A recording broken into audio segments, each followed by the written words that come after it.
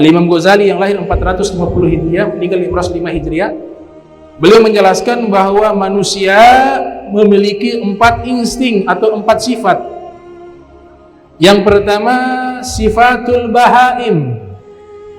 Dalam kitab Kimia Sa'adah, salah satu kitab beliau berjudul Kimia As-Sa'adah, kimia kebahagiaan. Pertama, sifatul bahaim, bahwa seluruh manusia punya sifat hewani, sifat hewan liar. Bahaim, sifat hewan liar, makan, minum, berhubungan biologis. Ini perkara mubah, boleh, kecuali berhubungan harus jalur pernikahan. Tapi kalau hidup kita hanya yang mendominasi sifatul bahaim, maka kita sama kayak hewan. Apalagi dia sudah tidak ibadah, sudah tidak sholat, tidak berbuat baik kepada manusia, tidak mau belajar. Berarti bedanya dengan apa? Dengan hewan, sama. Makan, tidur, berzina, gak ibadah, pulang, tidur lagi. Sama hewan sama. Makan, minum, dia berhubungan lawan jenis. Dan luar biasanya hewan yang tidak diberikan akal tidak mau berhubungan sesama jenis. Dia tahu, padahal wajahnya sama. Hewan, kambing ya kambing wajahnya, gak ada yang ini kambing ini lebih cantik dari ini. Orang gila itu. Ini kambing ini wajahnya lebih cantik dari kambing ini. Ini lebih gagah, sama wajahnya. Sapi, semua sama. Kenapa tidak lihat fisik lagi? Karena mereka yang mendominasi bukan akal, tapi insting, dorongan seksual atau dorongan biologis. Al-bashar, untuk manusia al-bashar. Jadi jangan sampai dorongan biologis yang mendominasi nafsu kita, maka hidup kita sama seperti hewan. Dalam Al-Quran Allah sebutkan bahkan lebih sesat dari hewan. Balhum adol, kal an'am balhum adol. Mereka seperti hewan ternak, bahkan lebih sesat dari hewan ternak. Jadi fitrahnya, makhluknya Tuhan berpasang-pasangan beda jenis. Hewan saja milih beda jenis. Makanya musibah besar. Naudzubillahi min dzalik. Jadi sifat bahaim ini harus kita, bukan kita hilangkan. Salah, kalau hilangkan berarti kita masuk tadi tafrid, ekstrim. Ada orang saking sayang sama istrinya, diceritakan oleh Al-Habib Zain bin Smith, dan istrinya sangat cinta kepada suaminya. Ini contoh melawan fitrah, dan ini jangan ditiru, khususnya bagi para istri. Sang istri sakit parah, hanya tergeletak di atas kasur, sudah gak bisa ngapa-ngapain. Tapi sang istri ini saking cinta kepada suaminya, dia bilang ke suaminya, "Wahai suamiku, engkau cinta sama saya?" Kata sang suami, "Iya, saya betul-betul cinta kepadamu.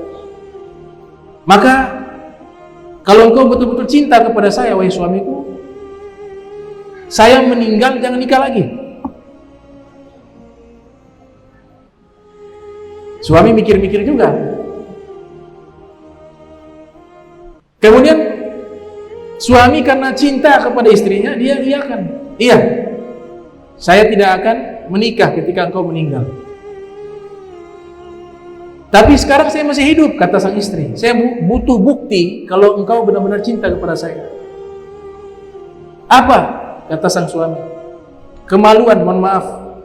Kemaluan engkau harus dipotong, dikebiri. Kemaluan harus dikebiri." Sang suami lakukan, dikebiri. Dipikir sang istri sudah mau meninggal. Pikir sang istri karena sudah parah mau meninggal, dia minta bukti kalau suami cinta kepadanya, potong itu kemaluan, dikebiri. Ketika dikebiri, waktu beberapa bulan berjalan, istrinya bukan tambah parah, makin sehat. Akhirnya istrinya sembuh.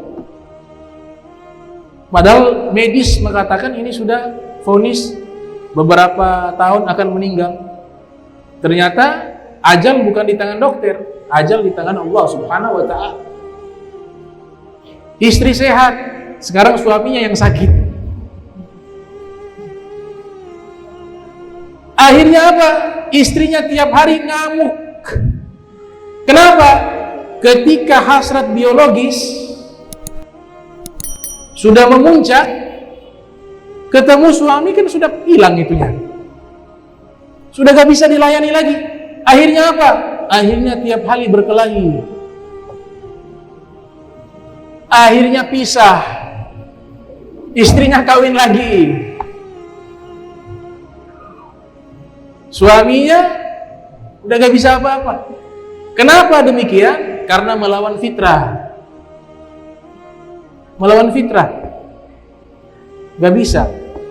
Allah sudah mengatur, Nabi sudah nyatakan, an-nikahu sunnati faman rogiba an sunnati falaysa minna. Nabi yang nyatakan pernikahan yang halal itu sunnahku.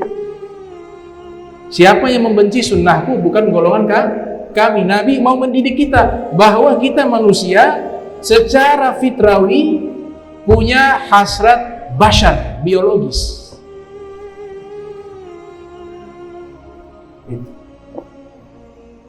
Sifat yang kedua yang ada di dalam diri manusia, sifatus syibah, sifat hewan buas.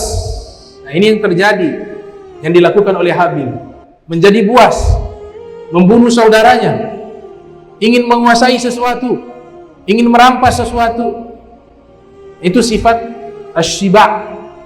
Sifat yang ketiga, sifatus syaitan, sifatnya syaitan, berkhianat, menipu, sombong.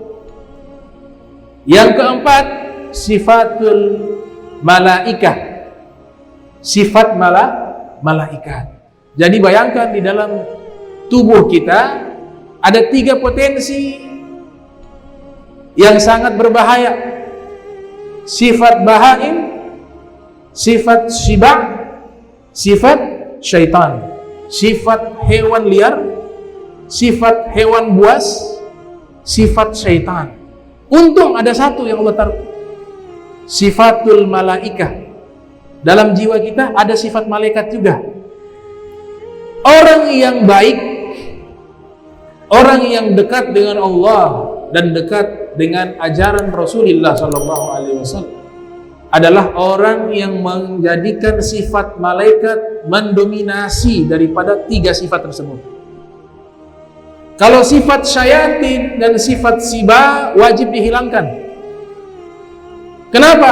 Siba ini memangsa, membunuh dengan segala cara. Apapun yang ia inginkan harus tercapai. Itu kan sifat hewan buas. Dia mau ambil wilayah ini, siapa yang menghalangi akan dibunuh. Sifat siba dihilangkan, sifat syaitan dihilangkan, sifat bahaim jangan dihilangkan, tapi diatur. Sifat malaikah harus ditonjolkan. Ini kata Imam Ghazali rahimahullah, ini luar biasa. Ini namanya ilmu nafsi, ilmu psikis, kejiwaan. Dibahas sama Imam Ghazali rahimahullah.